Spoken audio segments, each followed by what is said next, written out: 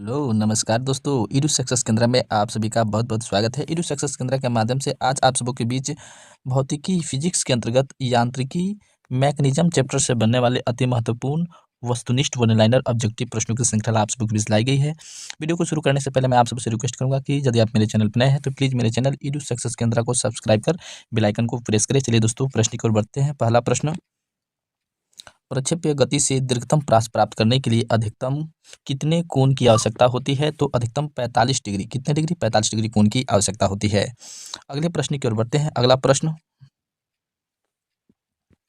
मनुष्य जब नदी के किनारे नाव से बाहर कूदता है तब नाव पीछे की ओर किस क्रिया से हटती है? तो तब नाव पीछे की ओर न्यूटन के तृतीय गति के जो प्रतिक्रिया का नियम है उसके कारण वो पीछे की ओर हटती है। अगले प्रश्न की ओर बढ़ते हैं। अगला प्रश्न, संवेग परिवर्तन के दर किसके बराबर होते हैं? तो संवेग परिवर्तन के दर बल के बराबर होते हैं। संवेग परिवर्तन के दर बल के बराबर होते हैं। अगले प्रश्न की ओर बढ़ते हैं। अगला प्रश्न, न्यूटन का प्रथम नियम किसे परिभाषित करता है? तो न्यूटन का प्रथम नियम जड़त्व को परिभाषित करता है। जड़त्व न्यूटन के प्रथम नियम के द्वारा जड़त्व परिभाषित होता है। अगले प्रश्न की ओर बढ़ते हैं। अगला प्रश्न दिया हुआ है, थोड़ा इसको जूम कर लिया जाए। प्रक्षालन मशीन या वॉशिंग मशीन का कार्य किस सिद्धांत पर आधारित है? तो प्रक्षालन मशीन को ही वॉशिंग मशीन कहा जाता है, जिसका कार्य सिद्धांत अपकेंद्रीय बल पर आधारित है। अपकेंद्रीय बल के आधार पर ही प्रक्षालन या वॉशिंग मशीन कार्य करता है। अगले प्रश्न की ओर बढ़ते हैं। अगला प्रश्न दिया हुआ है, सड़क पर चलने की अपेक्षा बर्फ पर चलना कठिन क्यों है? तो इसका मुख्य कारण है कि बर्फ में सड़क की अपेक्षा घर्षण कम होती है, इसलिए सड़क की अपेक्षा बर्फ पर चलना क्या होता है? कठिन होता है। अगले प्रश्न की ओर बढ़ते हैं। अगला प्रश्न दिया हुआ है, अंतरिक्ष में गिरता हुआ पिंड पृथ्वी के वायुमंडल में प्रवेश करने पर जल उठता है। ऐसा क्यों होता है?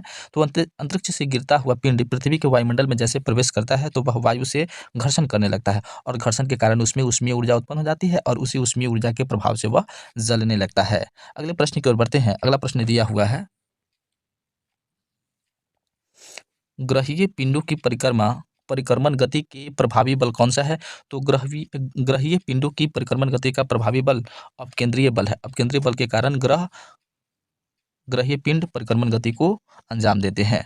अगले प्रश्न की ओर बढ़ते हैं। अगला प्रश्न दिया हुआ है, दूध मथने के पश्चात क्रीम का दूध से पृथक हो जाने का कारण क्या है? तो जैसे ही हम लोग दूध को मथते हैं तो दूध से क्रीम अलग हो जाती है। इसका मुख्य कारण है अपकेंद्रीय बल। अपकेंद्रीय बल के कारण ही क्या होता है? दूध को मथने पर क्रीम बाहर निकल जाता है। अगले प्रश्न की ओर बढ़ते हैं। अगला प्रश्न दिया हुआ है, वायु का ऊर्ध्वाधर गति को क्या कहा जाता है? तो वायु के ऊर्ध्वाधर गति को वायु प्रक्षोभ कहा जाता है। क्या कहा जाता है? वायु प्रक्षोभ। अगले प्रश्न की ओर बढ़ते हैं। अगला प्रश्न दिया हुआ है, रॉकेट किस सिद्धांत पर कार्य करता है? तो रॉकेट संवेग संरक्षण के सिद्धांत पर कार्य करता है। अगले प्रश्न की ओर बढ़ते हैं। अगला प्रश्न दिया हुआ है,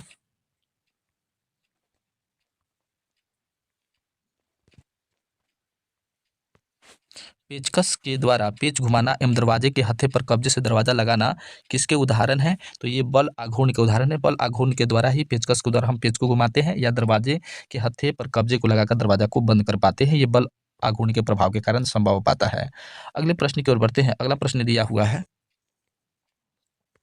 किसी पिंड के संवेग और वेग के अनुपात से प्राप्त मान क्या कहलाता है? तो किसी पिंड के संवेग और वेग दोनों के अनुपात से प्राप्त मान द्रव्यमान कहलाता है। अगले प्रश्न की ओर बढ़ते हैं। अगला प्रश्न दिया हुआ है, तेल से अंशतः भरा हुआ टैंकर समतल सड़क पर एक समान त्वरण से जा रहा है तो तेल का मुक्त पृष्ठ कैसा होगा? तो तेल का मुक्त पृष्ठ परवलयी वक्राकार होगा। अगले प्रश्न की ओर बढ़ते हैं। वक्राकार कहने का मतलब कि तेल का जो पृष्ठ होगा, तेल का पृष्ठ वह परवलयी होगा, ऐसे होगा। अगले प्रश्न की ओर बढ़ते हैं। अगला प्रश्न दिया हुआ है, किसकी उपस्थिति के कारण ब्लैक बोर्ड तथा कागज पर लिखना संभव है? तो घर्षण बल की उपस्थिति के कारण ब्लैक बोर्ड या कागज पर लिखना संभव हो पाता है। अगले प्रश्न की ओर बढ़ते हैं। अगला प्रश्न दिया हुआ है, सरल आवर्त गति के दोलन में किसकी आवश्यकता होती है? तो सरल आवर्त गति के दोलन में प्रत्यास्थता एवं जड़त्व दोनों की आवश्यकता होती है। प्रत्यास्थता एवं जड़त्व दोनों की आवश्यकता होती है। अगले प्रश्न की ओर बढ़ते हैं। अगला प्रश्न दिया हुआ है, कमानी तुला किस सिद्धांत पर कार्य करता है? तो कमानी तुला हुक के नियम के सिद्धांत पर कार्य करता है। अगले प्रश्न की ओर बढ़ते हैं। अगला प्रश्न दिया हुआ है, थोड़ा इसको जूम कर ले ताकि स्पष्ट पढ़ा जा सके। तो जब एक कार की गति दुगुनी कर दी जाती है, यहाँ पे क्या होना चाहिए, यहाँ पे होना चाहिए कार। जब एक कार की गति को दुगुनी कर दी जाती है तब उसकी उतनी ही दूरी को में रोकने के लिए ब्रेक बल का कितना मान लगाना होता है। ब्रेक बल, यहाँ पे क्या होना चाहिए, बल होना चाहिए। तो ब्रेक बल का कितना कितना लगाना चाहिए, ब्रेक बल कितना लगाना चाहिए, तो ब्रेक बल 4 गुना लगाना चाहिए। कितना लगाना चाहिए, 4 गुना।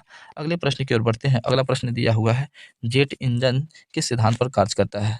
तो जेट इंजन रेखीय संवेग संरक्षण के सिद्धांत पर कार्य करता है। रेखीय संवेग संरक्षण के सिद्धांत के आधार पर ही जेट इंजन वायु में गतिशील हो पाती है, वायु में उड़ पाती है। अगले प्रश्न की ओर बढ़ते हैं। अगला प्रश्न दिया हुआ है, प्रथम श्रेणी के उत्तोलक में क्या क्या आता है। तो प्रथम श्रेणी के उत्तोलक में कैंची, हैंडपंप, साधारण तुला एवं पिलास, ये प्रथम श्रेणी के उत्तोलक के रूप में जाने जाते हैं, प्रथम श्रेणी के उत्तोलक के अंतर्गत आते हैं। अगले प्रश्न की ओर बढ़ते हैं। अगला प्रश्न, द्वितीय श्रेणी के उत्तोलक में क्या क्या आता है। तो द्वितीय श्रेणी के उत्तोलक में सर्वथा नींबू निचोड़ने वाली मशीन, नींबू से रस निकालने वाली जो मशीन होती है वह द्वितीय श्रेणी के उत्तोलक के अंतर्गत आता है।